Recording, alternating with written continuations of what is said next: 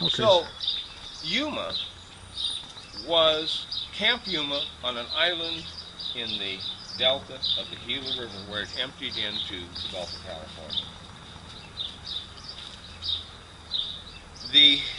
This was the first establishment. We wanted to meet the land expeditions, and they began their boat building industry. They were building the Armada of Spain from the west coast trees.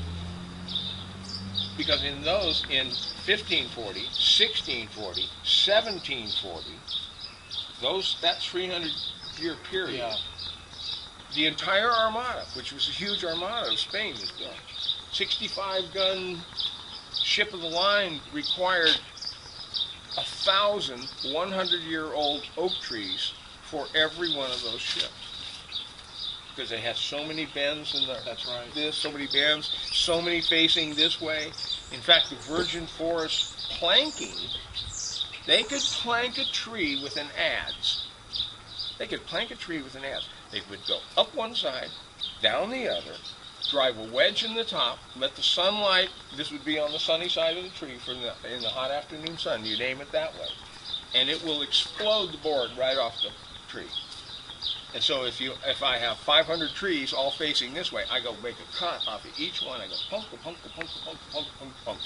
Then I go punk, punk, punk, punk again. Then you lay them and they warp in the sun. And you'll find that they will warp, because you cut them out this way, they will warp and make the perfect bending Areas that they need for the ship. pieces for the ship. Now wait a minute. Look at the knowledge that's going on here. And not one measuring tool other than a stick and a line and a piece of charcoal. And get it all right. Anyhow, we took the overburden apart, and this is where we are. So the Spanish Armada came from... Yeah. The West Coast forest, because even though they discovered... Even the ones in Arizona. Right, even the ones, all of Arizona. And that's why the Basques, who were the boat builders, named Arizona, which is two words in Basque, which means good oaks. See, I'd read that in your brochure, and I thought, that can't be right. How could the Spanish Armada have come from Arizona? That's right. Well, they gave up. Now, think about this. This was pretty shrewd. The English, from 1492 on, the English on the East Coast were fighting, the French and the English were fighting over who gets to rape the East Coast forest. Spain backed out and said, oh, we'll secede these territories to you, but you got to agree that we get the whole West Coast. In fact, they didn't know for 16 years that the Russians were coming in from the north. They didn't even know. Why? Because they were so far apart. Yeah. And what the Russians were doing, they were taking all the furs, all of the millions and millions and millions of sea otters that lived in the kelp forests off the coast of California, all the way from Tierra del Fuego to Alaska. Now, was this kind of common knowledge with your grandfather? Yeah, all of the old stuff. This was the amount of the people around him as well. These are guys who lived this stuff.